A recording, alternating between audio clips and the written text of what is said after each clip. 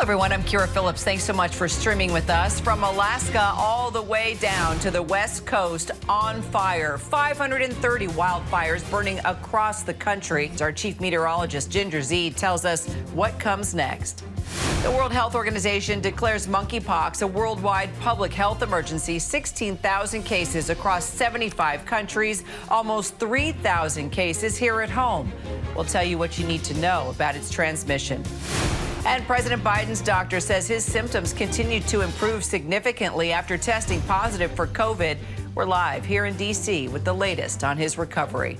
But we begin with the historic fires burning through the West Coast as California has recorded its largest, most destructive and deadliest wildfire in the last 5 years. With the state deep in drought, authorities are now preparing for what may be a late summer and fall filled with smoke and flames. ABC News chief meteorologist Ginger Z has more for us. Flames from the Oak Fire racing across Mariposa County. The wildfire burning explosively. So far consuming more than 15,000 acres near Yosemite National Park. Roughly 3,800 people evacuating their homes. Governor Newsom declaring a state of emergency. Linda and Aubrey Brown fled as the Oak Fire encroached, the couple watching the sky transform to an orange haze. It was just coming too fast. It was getting bigger and bigger and closer and closer. Panic and chaos along the evacuation route. When I looked up, it was just pluming up over. The fire devouring everything it touches. Forest floors ablaze in a glowing orange. Firefighters tackling the wildfire on all fronts, launching a full-force aerial response. When they tell you to leave, leave.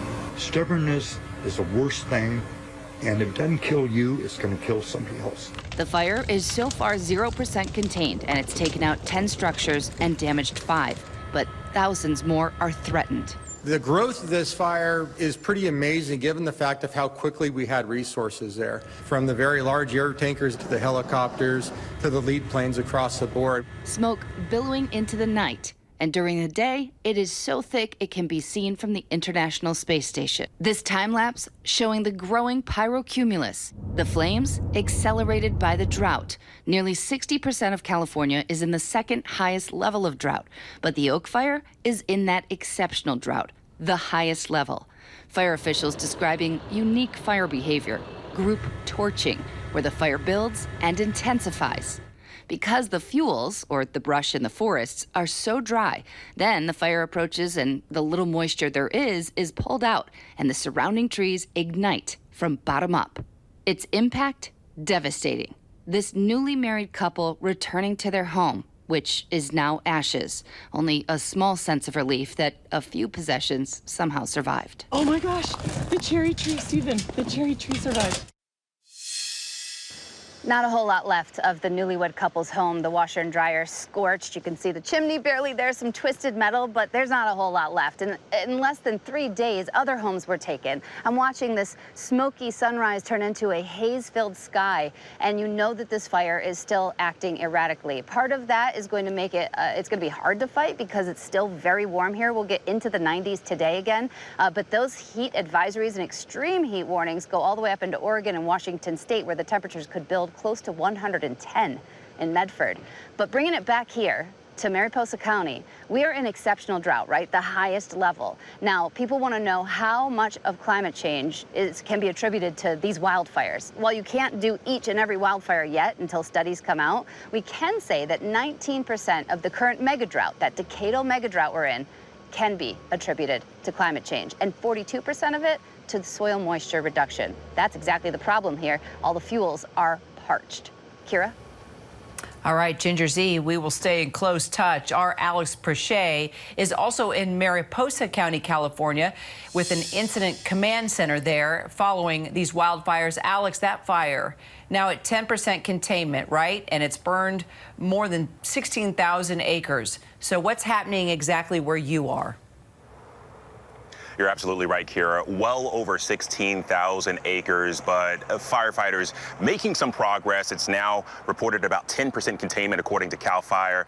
But we are here at the Incident Command Center. This is the staging area for CAL FIRE. We're seeing crews from all over the state organize here and then mobilize and kind of move out to fight this fire. But you can see over my shoulder here, I mean, this is what they're dealing with. All of those trees, all of that dry brush surround this region. That is fuel for this fire. And they say that one of the big priorities is going to be building a wall, cutting off that fuel to keep this fire from growing even bigger.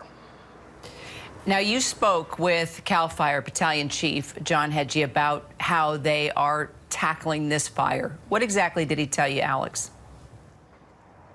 Well, the big thing here is the weather. And so we're expecting a continuation of these hot and dry conditions. And also one of the things that he brought up, and we heard this from Ginger too, these fires, these huge fires can often create their own weather patterns. So there's a concern for possible dry lightning as well. But the one thing that is the huge factor in this is the wind. And so things weren't as windy as they were the first day. And so we've seen firefighters kind of make a little bit of progress. But going forward, the wind is going to be crucial. We got a chance to speak with Battalion Chief Hedgie yesterday. Take a listen. So that inversion is pushing, that pressure's pushing all that smoke and not really letting it lift. Once that inversion breaks, it's going to have that evacuation of that smoke. It's going to increase fire activity. It's going to get that oxygen, and it's going to really be volatile through here. And I mean, that means that we're going to have to get out of here. Yeah, I'm feeling like we got a few more minutes here, and then we need to get to a safer location. Last thing that I have for you, we see they're clearing trees.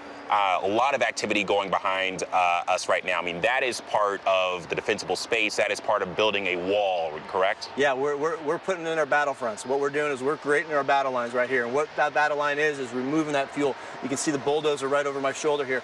They're removing that fuel. So when that fire comes, it has nothing to burn. So hopefully that's going to slow it down enough that we can get our hand crews in here, our engine companies, and put that fire out. Well, and Kira, just to give you an illustration of how quickly those flames can move, about 15 minutes after we concluded that interview, we were flanked on our right by fire and had to get out. Wow. And now 3,800 people have been evacuated from their homes in that area, right? So what are you hearing from residents? What's the situation for folks that are concerned about their homes?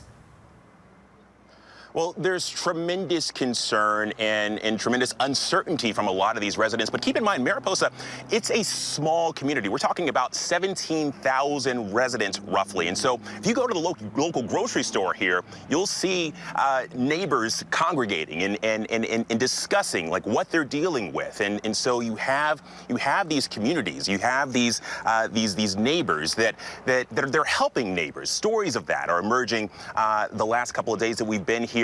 But they have dealt with this before. They've dealt with the Detweiler fire. They've dealt with Ferguson. And now this Oak fire. There's a saying here in Mariposa. They say Mariposa's strong. This community is really coming together, really bonding, and trying to support each other.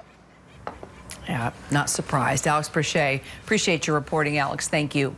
And the World Health Organization is now calling the monkeypox outbreak a public health emergency of international concern. Here in the U.S., there are nearly 3,000 cases now, including 2 children. ABC's Eva Pilgrim is in Los Angeles with the latest. Monkeypox global health emergency. The World Health Organization making the declaration as monkeypox cases surge in more than 75 countries. Here in the U.S., there are about 2,900 cases, including 2 children. Both likely got the virus at home. Will Hutchison was diagnosed with monkeypox 2 weeks ago. I got chills. I had a lot of aches. And I also had a super low-grade fever. Monkeypox is part of the same family of viruses as smallpox, but is considered less severe. The symptoms: fever, headache, muscle aches, and a rash. Blisters that appear on the face, inside the mouth, and on other parts of the body. The majority of the cases so far have occurred among gay, bisexual, and other men who have sex with men. But health officials stress anyone who has close contact with someone with monkeypox can get it. Transmission happens when someone is infected and symptomatic and has close skin-to-skin contact with another person. Transmission can also happen from sharing things like towels or clothing. Most cases here in the U.S. have been mild, needing limited treatment, but requiring isolation for about 3 weeks because it's so contagious.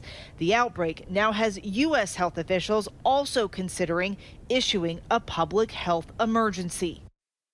The U.S. ordered 2.5 million vaccines and have now ordered an additional 2.5 million, but health officials say they do not have enough vaccines to meet demand. Kira.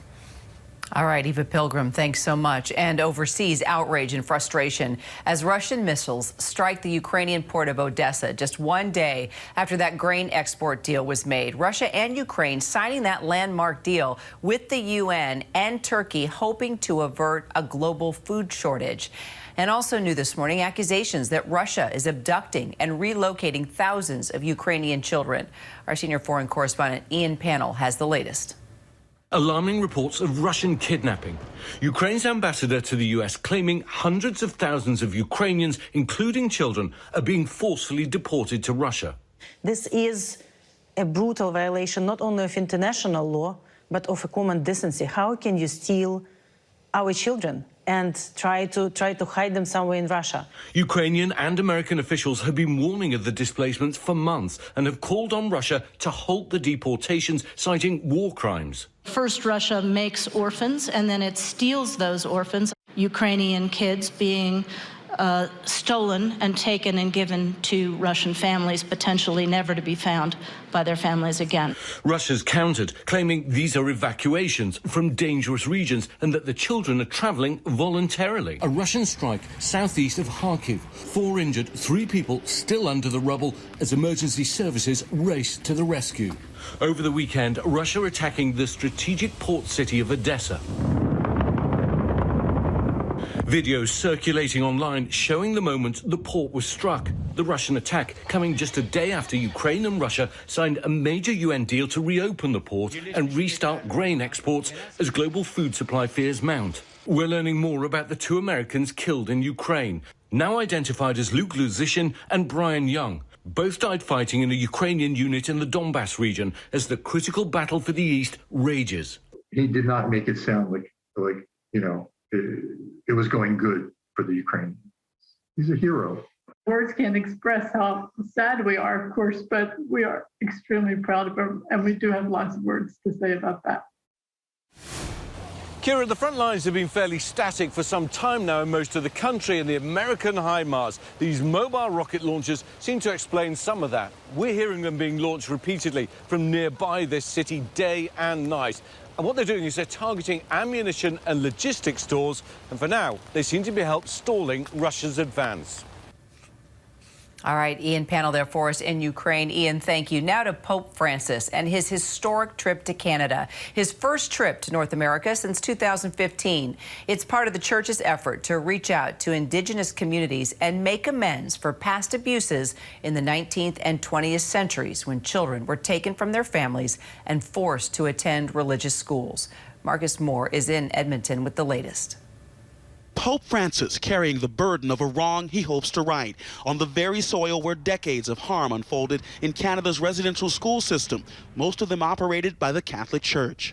The pontiff arriving in Western Canada to apologize for the church's role. From the late 1880s through to the mid-90s, officials say 150,000 children were forced to attend the schools. The aim to assimilate Indigenous children into Canadian culture by stripping them of their heritage and their languages and separating them from their families. A survivor said, the only thing I learned in the residential school was how to hate myself. Chief Tony Alexis leads the Alexis Nakota Sioux Nation and was among those calling for the Pope to travel to Canada to apologize in person. We want to see some action behind this trip and not just lip service. It cannot be that way. It cannot be just a photo op. It has to be real work.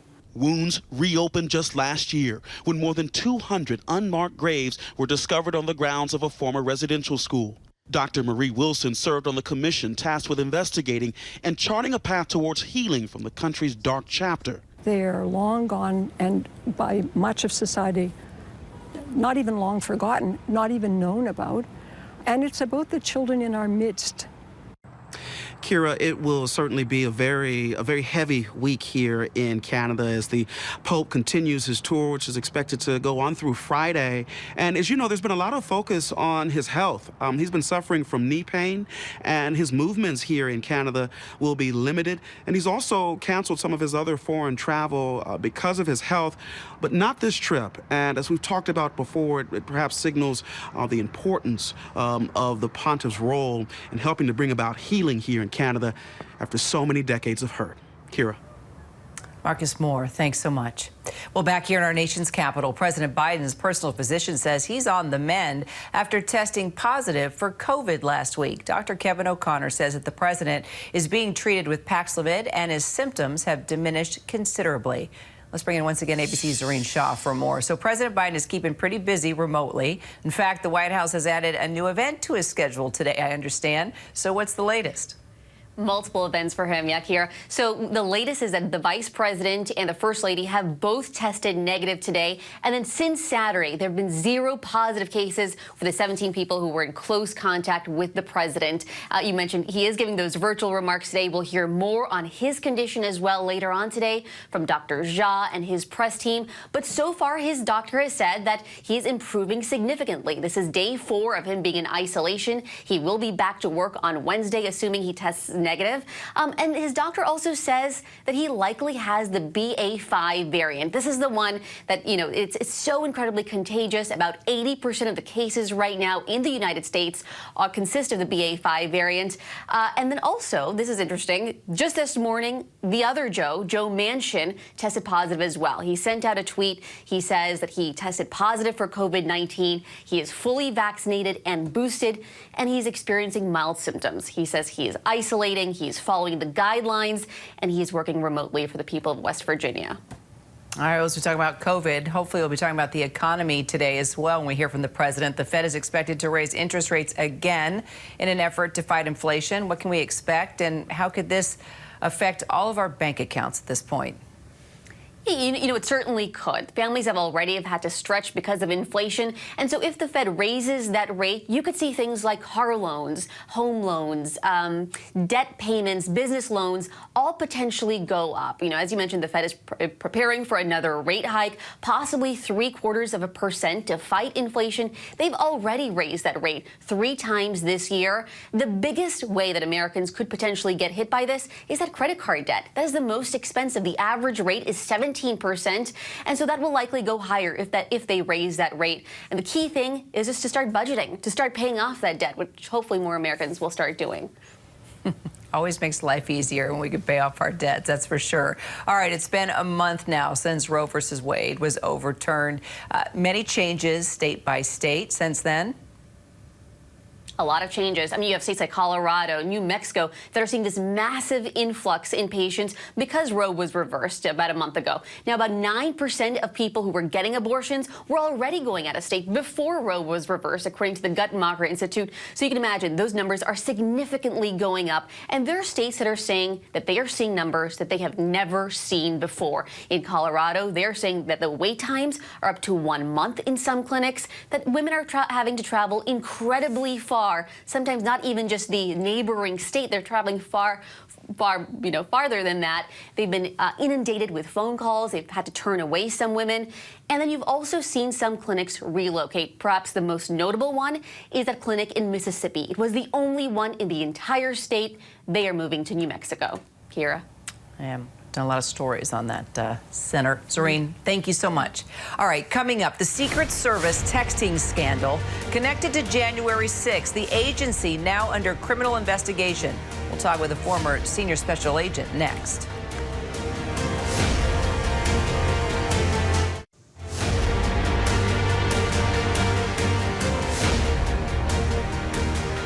Thanks for streaming with us on this Monday. Well, the Department of Homeland Security's Inspector General opened a criminal investigation into the Secret Service, the agency under fire for those deleted text messages tied to the January 6th attack on the Capitol. The January 6th committee has subpoenaed the Secret Service, and the outgoing director issued a statement reaffirming his commitment to work with and help the committee. And our next guest says that this is not the time to lose trust and confidence in the Secret Service. Donald Mihalik is an ABC News contributor and former Secret Service senior special agent. Don, good to see you. You know, the agency said that these texts in question were deleted as part of a device replacement program. But the Inspector General says that the deletions occurred only after his office requested that the messages were sent both a day before and on January 6th, which was Insurrection Day. So who is telling the truth here? And that's, I think, the question is on everybody's mind. I know the Secret Service has given up over 1 million records, radio, texts, emails to the Inspector General, to the January 6th committee in order to be as transparent as possible. And they've also pushed back a bit on what the Inspector General has said and on what's been out there in the media about their lack of cooperation or their not being forthright enough with what they've given to the Inspector General. So I think the way this investigation is going, the Secret Service is trying to be as cooperative as possible, and perhaps either the Inspector General or the committee is not seeing exactly what they're asking for, and hopefully they'll get to the bottom of this, and the Secret Service will be able to provide to the Inspector General and to the committee exactly what they're looking for. Does a device replacement program make sense to you? Did you ever go through that? Yes, during my career, we actually oftentimes would have changes in what we were doing with phones, technologies, sometimes at the most inopportune times. You know, the Secret Service, like any bureaucracy, has different facets of it. Oftentimes, one side may not be exactly talking to the other side and communicating about what's going on. In this case, you have the technology side of the Secret Service, who is pushing through a program to upgrade and increase the communications capacity with the phones.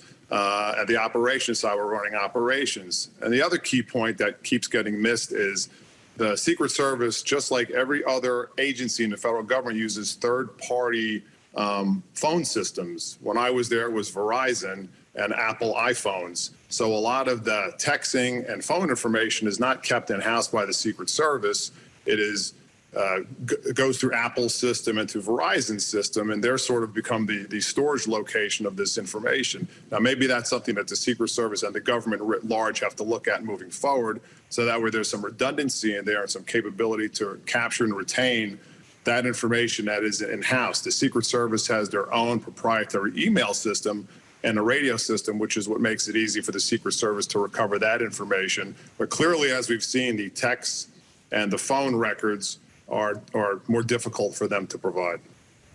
Point well made. It's the first time we've had an insider like you be able to explain that to us, so I appreciate that clarification. You also recently wrote an op-ed in The Hill saying that these allegations threaten to overshadow the work that the Secret Service performs on a daily basis. So how problematic is this text scandal, do you think?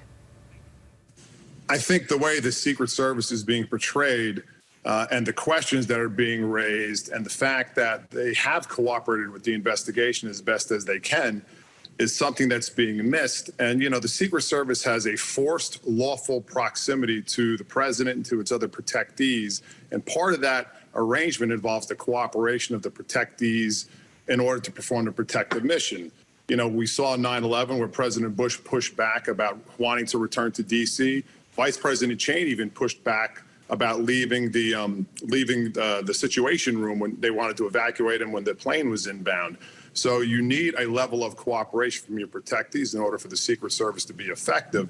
And when the trust and confidence in that relationship is breached in any fashion, it could create a problem. We saw that after the Clinton-Monica Lewinsky scandal, where President Clinton's own communications person said, "Look, there's a cooling there between the president and his detail because of that forced testimony that the agency had to provide over something that really the agency wasn't involved in."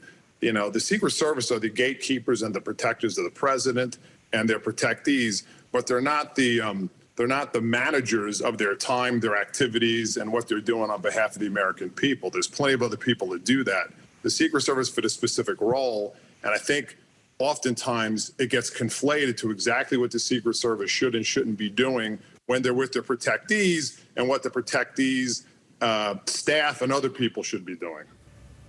It'll be interesting to follow the investigation. I know you'll help guide us through it. Don, thank you. Thank you, Kira. Have a good day. Quick break. We'll be right back. Welcome back to ABC News Live. A quick update now on President Biden's condition. His physician says that his COVID symptoms have almost completely resolved themselves. This comes after Biden completed his 4th full day of Paxlovid. We will keep you updated on his health throughout the day. I'm Kira Phillips. ABC News Live continues with more news, context, and analysis. Stay with us.